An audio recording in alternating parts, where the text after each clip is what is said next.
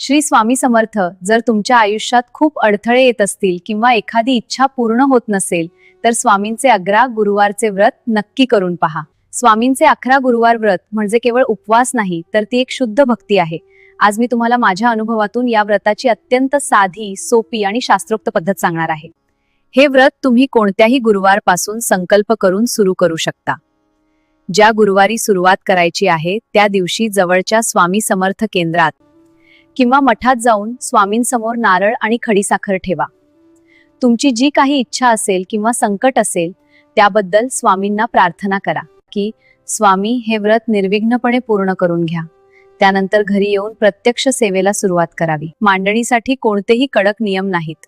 चौरंगावर लाल किंवा पिवळे वस्त्र अंथरून त्यावर स्वामींची प्रतिमा किंवा मूर्ती ठेवा. मूर्ती असेल तर अभिषेक करा. फोटो असेल तर प्रेमाने पुसून ठेवा. स्वामींना पिवळी फुले आणि चाफा खूप प्रिय आहे. तुम्हाला हवी तशी साधी पण मनोभावे सजावट तुम्ही करू शकता. नैवेद्य दाखवा, शंख घंटेचे पूजन करा. या व्रताचा आत्मा म्हणजे या 3 सेवा ज्या तुम्हाला एकाच बैठकीत बसून पूर्ण करायच्या आहेत. स्वामी चरित्र सारामृत याचे पूर्ण 21 अध्याय म्हणजेच एक पाठ एकाच वेळी वाचा. नवीन असाल तर 1 ते 1.5 तास लागेल. सवय झाली की 45 मिनिटांत पूर्ण होतं. घाई करू नका. प्रत्येक शब्द स्वामींपर्यंत पोहोचला पाहिजे. दुसरी सेवा 11 जपमाळी. श्री स्वामी समर्थ मंत्राच्या 11 माळी जप करा. 11 वेळा तारक मंत्र. या 3ही सेवा एका बैठकीत करा. लहान मुलं असल्यास मध्ये उठावं लागलं तर ठीक, पण शक्यतो टाळा. नित्य सेवा करत असाल तर तुमची नित्य सेवा आणि ह्या व्रताची सेवा वेगळी ठेवा. हे 21 अध्याय त्यात जोडू नका. या काळात मांसाहार पूर्ण वर्ज्य असावा आणि ब्रह्मचर्य फक्त गुरुवारी पाळावे. ज्यांना शक्य आहे त्यांनी पूर्ण दिवस उपवास करून रात्री 1 वेळ जेवावे. ज्यांना शक्य नाही त्यांनी मानसिक उपवास करावा. म्हणजे काय तर कोणावरही न ओरडणे, वाईट न बोलणे, चिडचिड न करणे आणि खोटं न बोलणे. हा मानसिक उपवास प्रत्येकानेच पाळायचा आहे. विटाळ किंवा सुतक असल्यास तो गुरुवार मोजू नका. बाहेरगावी गेला असाल किंवा माहेरी असाल तर तो गुरुवार मोजू नका.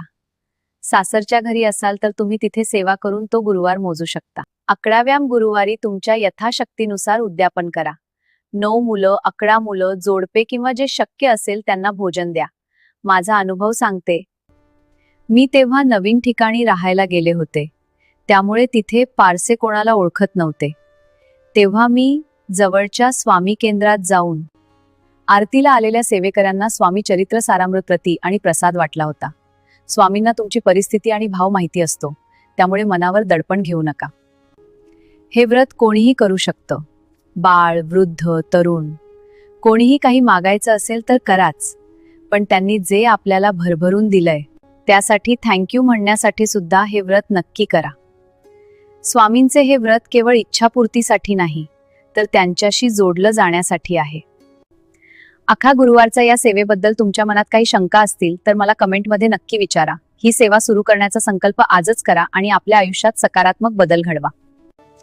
जर तुम्हालाही स्वामींच्या कृपेचा अनुभव आला असेल तर कमेंटमध्ये श्री स्वामी समर्थ नक्की लिहा आणि ही माहिती गरजू स्वामी भक्तांपर्यंत शेअर करा. विसरू नका, अशक्य ही शक्य करतील स्वामी.